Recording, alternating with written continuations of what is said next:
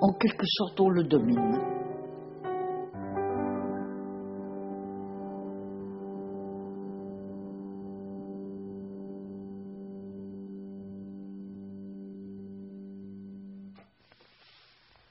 Moi, j'ai voulu faire de la préhistoire, de l'archéologie et de l'ethnologie. Ma mère m'a soutenue autant que j'ai voulu. Quand vous êtes parti en pantalon et à cheval dans les Aurès...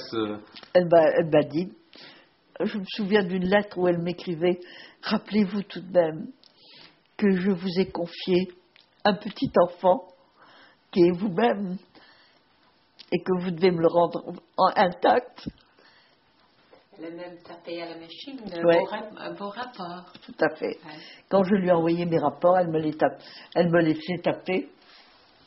Et c'était elle qui les transmettait.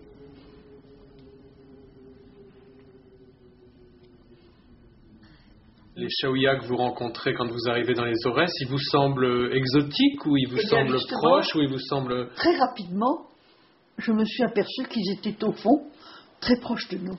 Et c'est là justement que j'ai très proche des paysans français. Et c'est justement à ce moment-là que j'ai, avec toutes mes études de préhistoire antérieures, que j'ai pensé que, évidemment, il y avait, comment dirais-je, au fond, un système de parenté qui est majoritaire dans le paléolithique, c'est d'épouser l'étranger, et un système de parenté qui est majoritaire dans le néolithique, qui est d'épouser son cousin. Donc un changement radical. Donc un changement radical. Et justement, j'ai essayé de comprendre pourquoi ce changement radical et où on trouvait ce changement radical. Et ma théorie actuelle, c'est qu'il faut en revenir au système paléolithique. C'est-à-dire... Il faut se marier avec l'étranger. Avec l'étranger. D'accord. Et pourquoi ça? Pour que l'étranger vous garde vos frontières. Je comprends. Parce que, rendez-vous compte que nos ancêtres, les sauvages, nos ancêtres communs à toute la terre, ce sont nos ancêtres les sauvages. Et nos ancêtres les sauvages, ils n'avaient pas de fil de fer barbelé pour préserver leur gibier. Et par conséquent, il fallait qu'ils se mettent d'accord avec les gens qui étaient de l'autre côté de la forêt. Et ils n'avaient pas d'autre moyen de se mettre d'accord avec eux que d'échanger leurs femmes. Moi, je te passe ma sœur, tu me passes la tienne. Et voilà. C'est ça le mariage paléolithique. C'est ça, et qui permet la paix. Et qui permet la paix. Parce qu'autrement, c'est la guerre. Autrement, c'est la guerre, tout le temps. Et nous en sommes revenus maintenant à une période où il faut faire la paix. Retourner, non pas au paléolithique, au point de vue outil, mais au paléolithique, au point de vue politique. C'est-à-dire une politique de conversation avec l'autre, d'ouverture à l'autre. Et ça, c'est la politique paléolithique. De conversation avec l'autre.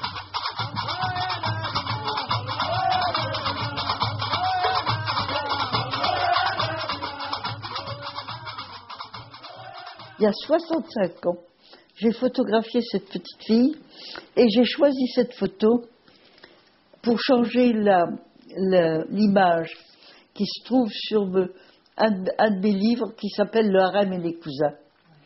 Parce que ce livre, Le harem et les cousins, est consacré au destin de la femme dans la Méditerranée. Et cette petite fille, qui a l'air si intelligente et qui visiblement a l'air de poser une question, elle pose une question au destin. Quel va être mon destin? Eh bien, si cette petite fille est une paysanne, elle va avoir un fils. Et si elle a un fils, ce fils sera, en tout cas, la propriété de sa mère. C'est pourquoi, si cette paysanne, cette petite fille est devenue une paysanne, je dirais que la paysanne n'est pas tout à fait malheureuse, parce qu'elle a une domination écrasante sur son fils. Mais si cette petite fille va en ville, à ce moment-là, la pauvre petite fille, elle a raison de se poser des questions. Parce qu'on peut l'acheter dans la rue, tout simplement, avec 3 ou 4 enfants, et le père foutre le camp, on ne sait pas où, et ne jamais revenir. C'est ce qui se fait à l'heure actuelle à Alger. Oui. Alors, si nous mettons une légende sous ce photo, si nous mettons ça la légende simple, que va-t-on faire de moi? Voilà la légende.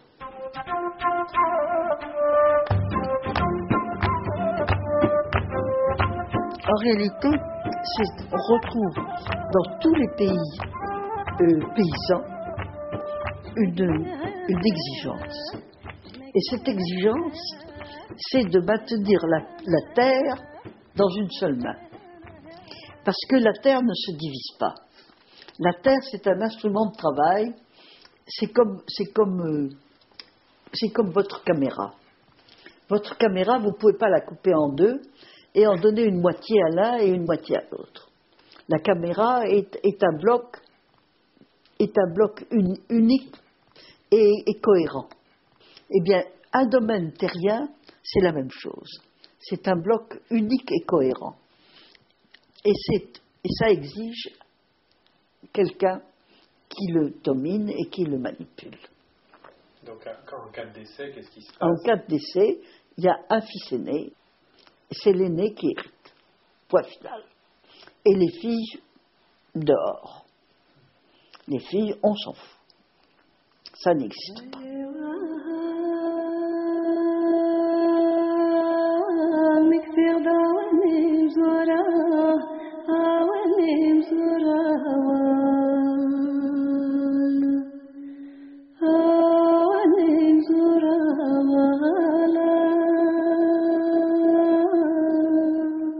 Avant 1940, j'ai souvent interrogé les chefs religieux sur les modes d'héritage dans les Aurès.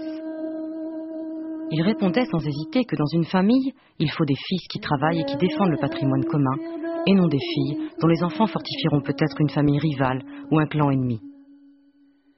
«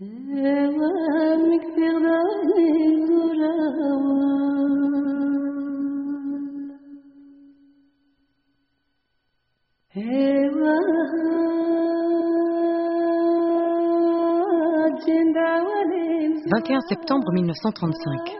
Afin que la future récolte soit bonne, il convient d'inaugurer la saison des mariages. Ici, le meilleur mariage est une noce où les deux époux n'ont jamais été mariés auparavant et où ils sont cousins proches, c'est-à-dire idéalement enfants de 2 frères. «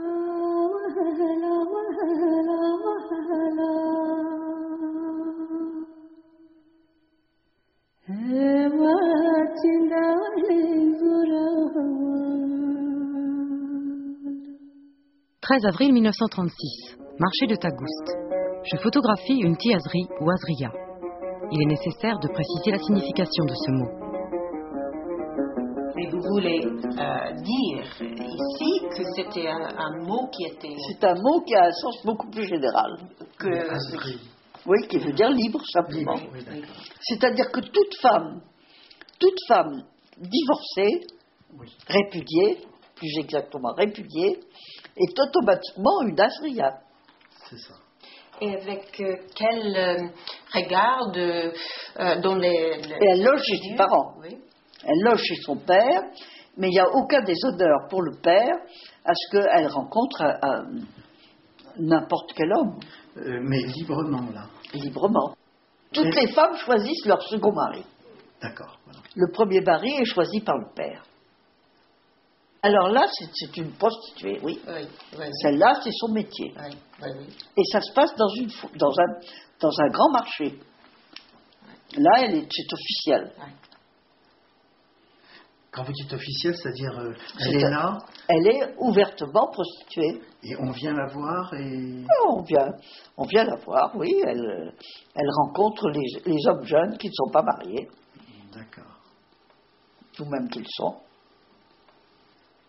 Attention, tout ça se passe en 1934.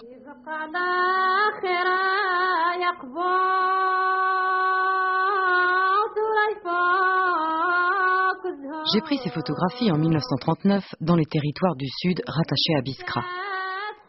Seule une douzaine de volontaires musulmans et 6 gendarmes français faisaient régner la paix et la sécurité dans tout l'Aurès.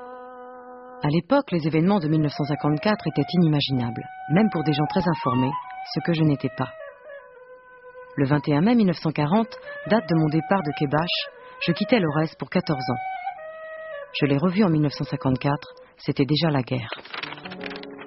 À cette époque, Germaine Tillon, héroïne de la résistance et auteure d'enquêtes sur les crimes de Hitler et de Staline, est mandatée par le gouvernement français pour rendre compte de la situation des populations algériennes qu'elle a étudiées jadis.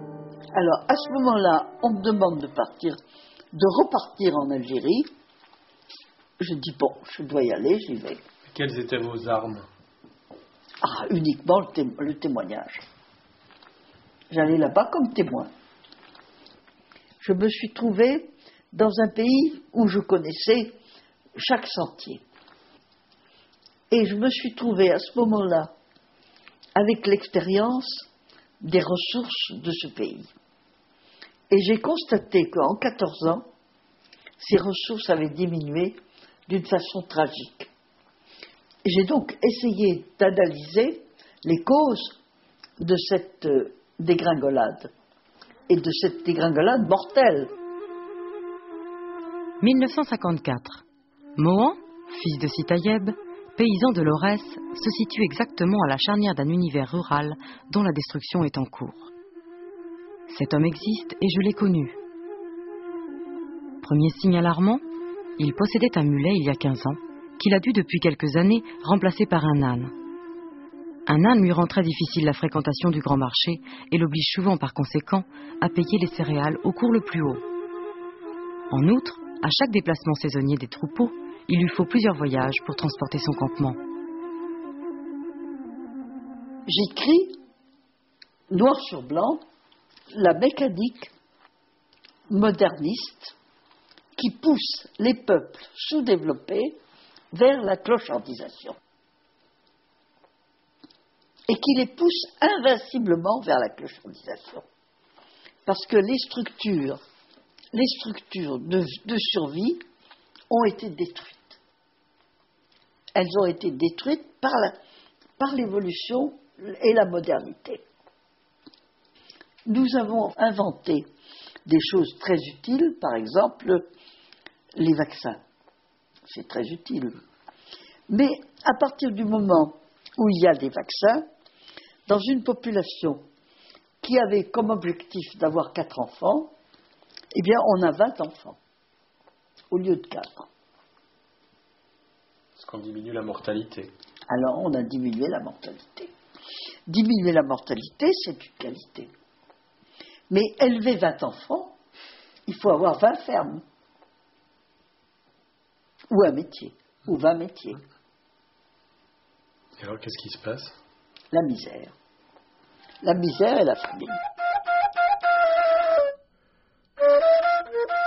L'analyse de Germaine Tillon, née de l'observation des réalités économiques, est à milieu des réflexions et des prises de position politiques de l'époque. Elle n'est pas entendue. Et son engagement dans la création de structures d'éducation populaire, les centres sociaux,